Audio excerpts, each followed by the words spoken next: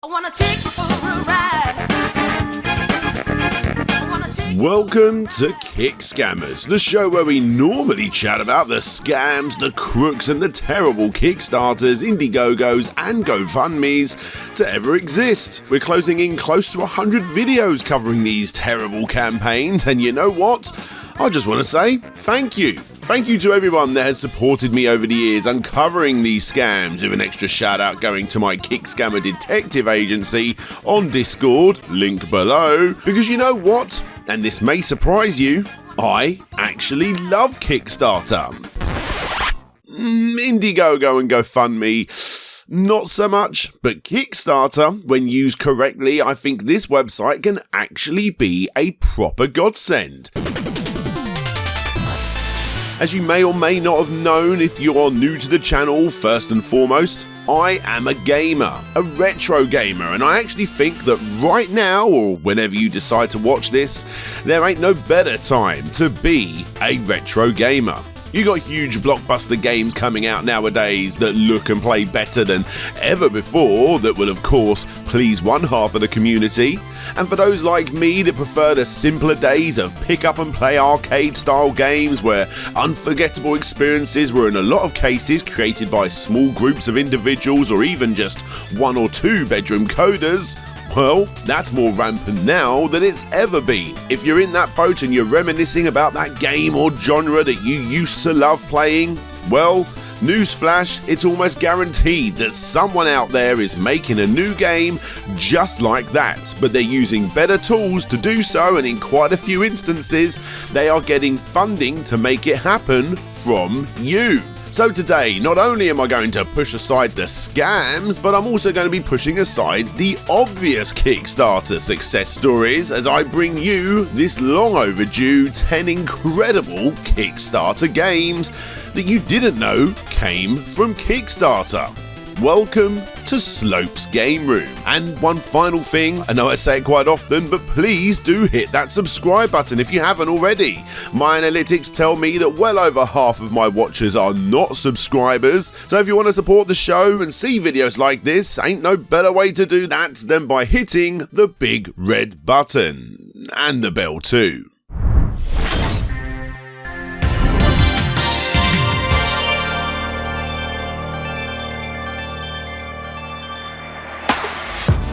For fans of classic racing games, Slipstream should look very familiar. Of course, plenty of classic games like Outrun, Top Gear, or even newer games such as Horizon Chase Turbo will of course come to mind when you see this one, and for good reason.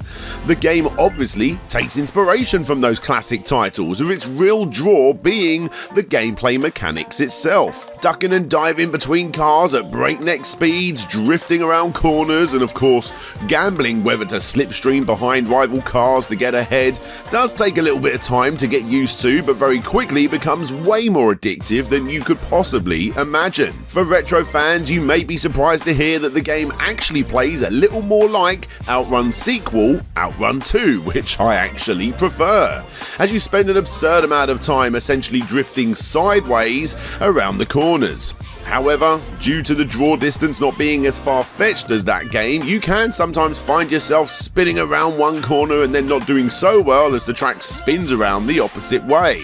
To combat this, the game features a very aesthetically pleasing rewind mode that can only be used for a short while, but of course, the better you get, the less you will need to use it.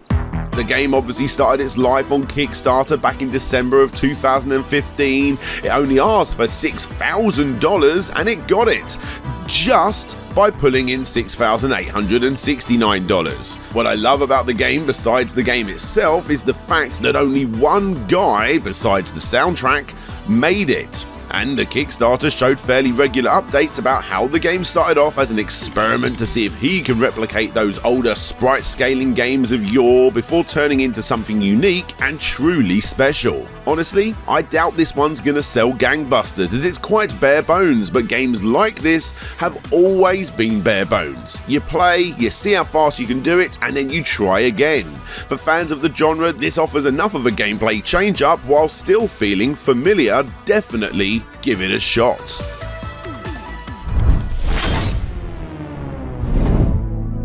Paradigm is a comedy adventure point-and-click game, similar to the classic point-and-click games of old. And similar to other games on this list, it was created by just one guy, or at least the majority of it was created by just one guy. It's actually quite tough to decipher. Regardless, your job in the game is to go on some pointless journey to fix a computer.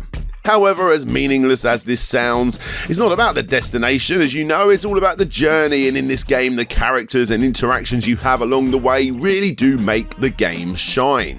The writing is simply fantastic and completely unforgettable, as it should be. The characters are overly weird and completely unique, and even though, again, it is pretty short, the most important thing is that it keeps you engaged during your entire playthrough. Well worth checking out if you haven't already. And heck, if you are one of the 1,387 backers that supported it, give yourself a pat on the back for this one. If you're a fan of games like Monkey Island and Day of the Tentacle, then you owe it to yourself to check out this game. Hey there guys, you're probably wondering where number 8 is, right?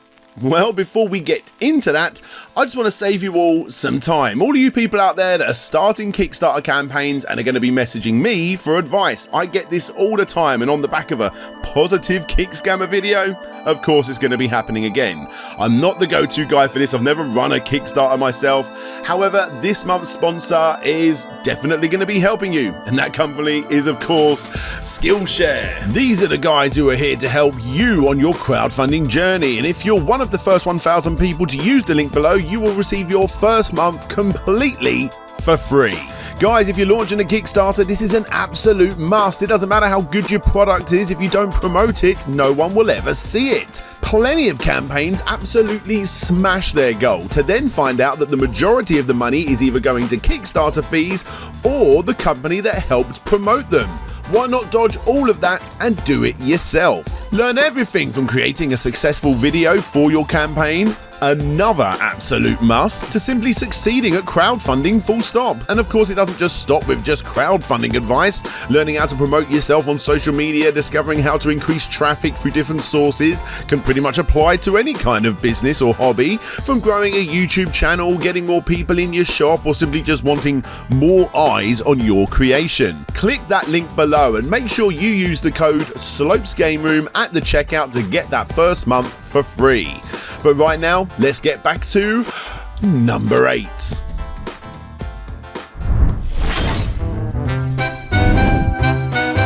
Lonely Mountains Downhill is one of those games that's dangerous to play. No matter what other AAA title I get for my Switch, Lonely Mountains Downhill is just so goddamn addictive that if I do decide to give it a quick go, then that becomes the game I'll be pretty much playing consistently for the next month or so.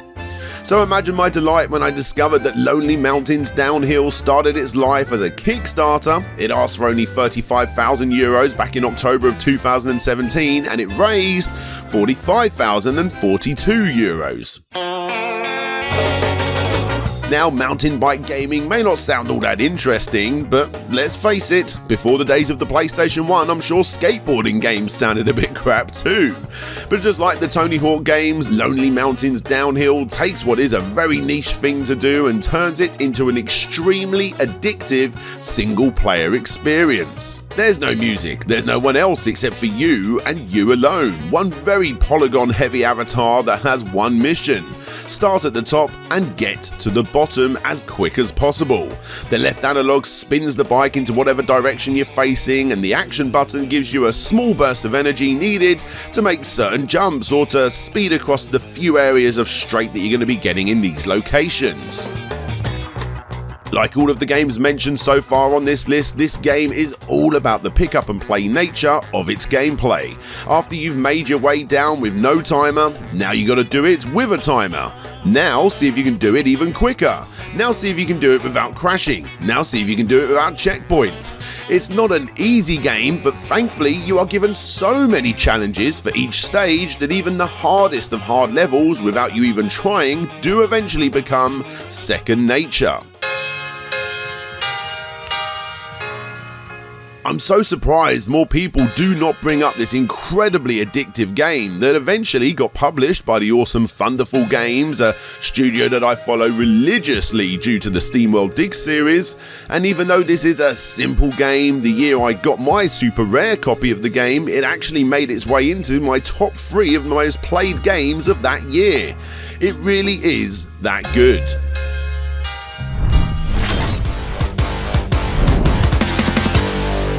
Now, I'm not going to chat about this one too much because it's fair to say that I'm probably becoming quite annoying every single time I bring up Xenocrisis, a title that I've not only covered in full with its own review, but also a title that I own physically, not once, not twice, but 4 times.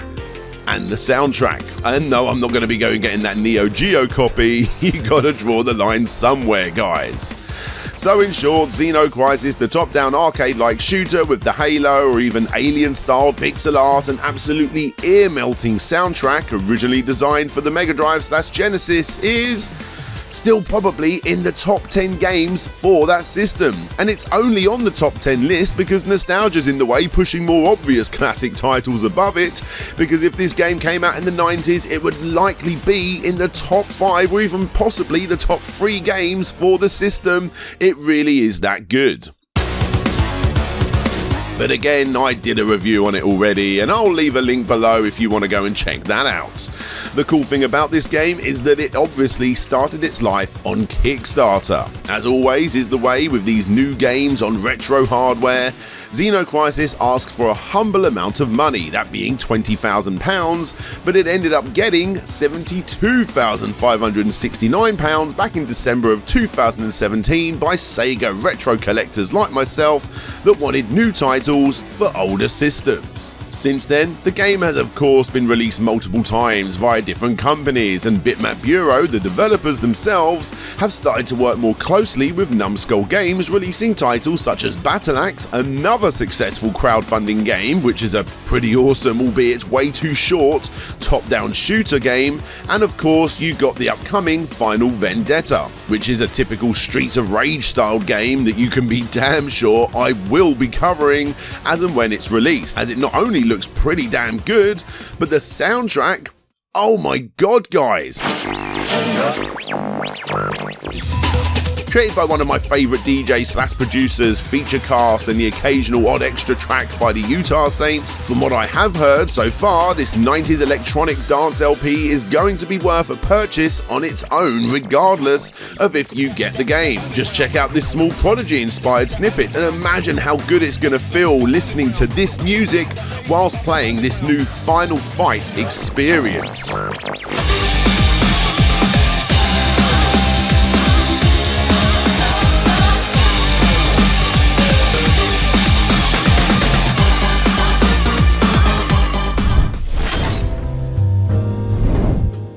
Ah boy, is this game awesome. If it's not Metroidvanias or arcade racers that take up a lot of my personal gaming time, it's hardcore precision platformers. If games such as Celeste, The End Is Nigh, Super Meat Boy and even the hardcore platforming sections of Ori in the Blind Forest are up your street, then you will feel right at home with this game.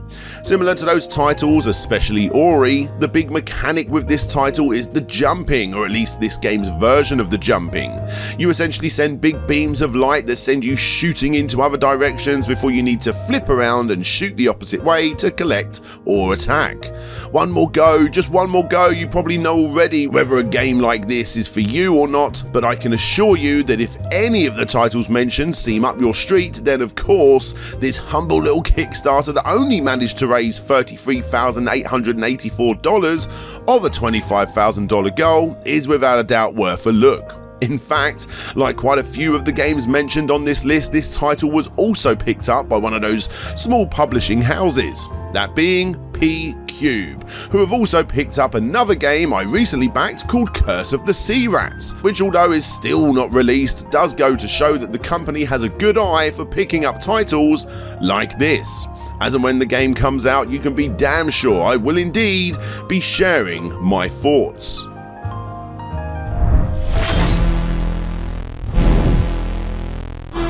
And here's one for my UK home computing retro gamer followers that grew up on games like Uridium for the C64. An explosive new twist for the time of those classic arcade shooters that did wonders in reviews and of course spawned the odd sequel and a whole heap of pirated tapes because of it. The original game was absolutely legendary, right up there with the Turrican series in terms of showing off what the system was capable of. And besides that one still pretty good sequel well over 30 odd years later, it's back on Kickstarter as a spiritual successor known as Hyper Sentinel, created by the original team for all major platforms. The game needed £15,000 and it gained £21,068. Still, it was a success, it was released, and as it's on this list, it obviously did well within its niche. If you're up for a seriously hard arcade shooter that's similar to classics such as Defender, but honestly a fair bit harder, then of course, this one is for you.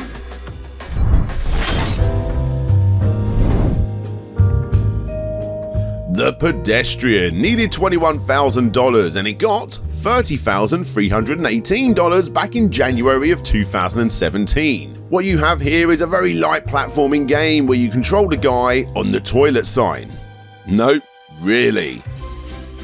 Thankfully, this overly simple concept turns into a really intriguing puzzle platformer as your character can really only just walk within the world of its own metallic signs. You'll need to master the paths your pedestrian will take in order to reach the goal very quickly. The game becomes less about the platforming and more about the working out how to connect all of the signs together, and in quite a few instances, the end result will actually affect the real world around you. One great way of looking at this is it's kind of a 2D Portal game.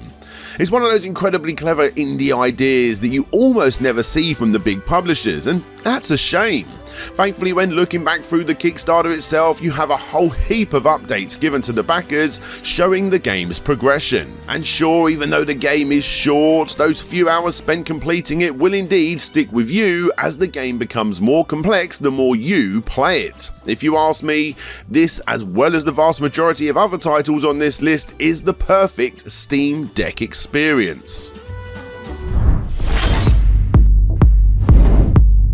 This game is well, it's kind of a Metroidvania.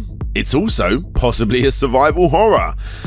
Maybe a bit of a Dark Souls-like game too? Yeah.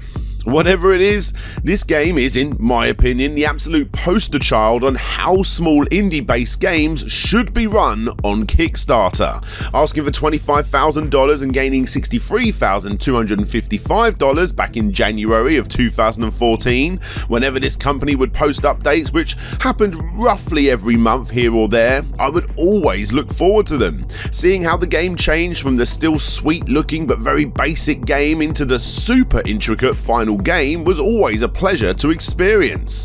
For me, that's what makes the platform so good, if you find the right project, that is. In the game, you are given practically no instructions on what you need to do. You scurry around each screen, running from fantastically well created AI monsters to another fantastically created AI monster that will quite literally kill you at a moment's notice, whilst you continue to work out what you need to do. The first order of business is to literally survive, running from bad guys, eating bats and dodging the rain. Everything is out to get you in this game, and honestly, it's quite uneasy for the first few hours. However, if you do like games like the ones previously mentioned, you will actually find quite a lot of depth here with this title. It's actually bloody brilliant. You eat what you can in order to survive long enough in hibernation, and you will need to do this on loop in between hibernation points, which really are the only safe places to go before the world gets overrun with rain and you die. The better you get at doing this, the more the world opens up and the more you explore. Thankfully, that exploration never gets boring as your moveset becomes way more natural to you. In fact, the moveset of the Slug Cat is pretty much unparalleled in any other 2D game I have ever played. It really does become quite addictive. In short, the game is not for everyone. In fact, I would say it's actually for quite a unique group of indie gamers, but if you do get sucked in, you will become quickly absorbed into this world way more than you may expect. 663 backers put their money behind Neofid Technologies' Demon of Astborg Mega Drive game. The Kickstarter was asking for €35,000 and it raised €44,835. And here it is. The absolutely stunning looking Mega Drive title with great music and some of the smoothest animations with these size sprites is an absolute joy to look at. The moves of your character are also pretty top notch, I must say, and the packaging is also right up there with the best of the newer modern Mega Drive games. In the game, you control a knight called Gareth on a quest to defeat the bad guys. It's all very standard stuff, let's be honest, and at its core, it's really a pretty standard action platforming Metroidvania that requires gaining new abilities in order to move on in the game. I'm very happy to say that the game feels incredibly smooth to play on the old tech, something that a lot of new games for old systems struggle with, and no matter how many new abilities you obtain, that always stay true even in those later levels when power-ups really do start to become quite experimental, with one particular power-up giving you the ability to take over enemies for the most part to reach areas that you can't due to your size or the inability to fly. Of course, I understand that these retro games on retro systems tend to be given a few extra brownie points simply because they are on those systems, but by this point, so many games have been made for classic consoles that it really is quite easy to spot what's good and what's not. And I'm glad to say that Demons of Astborg is a good game no matter what platform you decide to play it on. If these sorts of games are up your street, then you should definitely check out this one. In fact, its reviews were so good that a sort of sequel, or spin-off if you prefer, has more recently been showcased on Kickstarter after the success of that first campaign, and that game more than doubled its funding goal over the first campaign. And yeah, once again, you can be damn sure I'll be checking that one out as and when it's released. Back when the Switch was a new thing and I had less than, say, 10 or 15 games for the system, a long time ago, one of the games I imported from the States was a very cheap platforming game called Tiny Barbarian DX. If you want an incredibly minimalistic platformer that feels super tight and will of course give a great challenge, then Tiny Barbarian DX is for you. You can of course take control of a tiny barbarian in a rather big world. There really isn't much of any cutscenes, but instead, in true classic platforming fashion, the basic story is told by what happens in the game as you play. There are only really two buttons in the game, jump and attack. However, like any good platformer in this day and age, the challenge starts off quite nice, easy and breezy before becoming quite brutal in later levels. It's one of those games that's going to make you lose your mind trying to work out how to tackle each area. It's been a long time since I've played this game, but it's still so much fun several years after buying it on the cheap, and honestly, I had no idea it started off as a Kickstarter. A tiny little Kickstarter back in 2012, making it easily the oldest game on this list. Just look at how humble and old school this Kickstarter campaign video was that again was created by just one guy 10 years ago. Hi, I'm Michael Stearns, and I'm making a game called Tiny Barbarian. It's not just any game though, it's a sword and sorcery retro action adventure unlike anything you've ever seen. Well, it is a bit like other newly made retro action games, and it is a little bit like sword and sorcery short stories, but I really like that stuff, and if you're here then probably you like it too. So let's take a look. The campaign video goes on to explain the origins of the game, how he has beefed up the character's animation and even added some new moves, and with the help of you, the backers, he would be able to complete episodes 1 and 2 of the game. These efforts resulted in the Kickstarter gaining a tiny $15,457 of a $12,000 campaign, and more importantly for him, it resulted in a publisher jumping in to physically release the title, injecting even more money in to create episodes 3 and 4. For me, this is what it's all about on Kickstarter, supporting young developers who then hopefully take you along for the ride, showcasing the ups and downs along the way during its process. And There you have it, guys. Just 10 of many incredible games that on the grand scheme of things didn't really earn much money at all compared to the major success stories that you're more used to. But thankfully, due to their hard work and of course support from the community, most of the time, less than 1,000 people per project were able to grow these games into something rather excellent. I always get comments from people saying that they will never use crowdfunding to support anyone, as these platforms have way too many scams, and you know what? I fully understand. That's why this Kickscammer series has done so well for my channel. There are literally so many dodgy campaigns that have come from the big three, and it seems I'm never going to be running out of projects to cover. However, giving credit where credit is due, the platform has also helped plenty of incredible game developers get noticed by giving them the backing needed to release some brilliant titles. And best of all, as a backer myself to quite a few of these campaigns, watching the backers only updates go from struggling to get demos ready, releasing early versions, getting the community to vote on stuff, getting published and eventually getting released is worth the price of admission alone. Please do take care when using these websites. Use your detective skills to see if the company or individuals behind the campaigns are to be trusted, and then and only then do continue to support the ever-growing indie scene, however you decide to do it. Links to every game I just mentioned in this video can be found in the description. Let me know down below what other great Kickstarter video game stories that you have been a part of. Hey there, guys. Many thanks for checking out the video.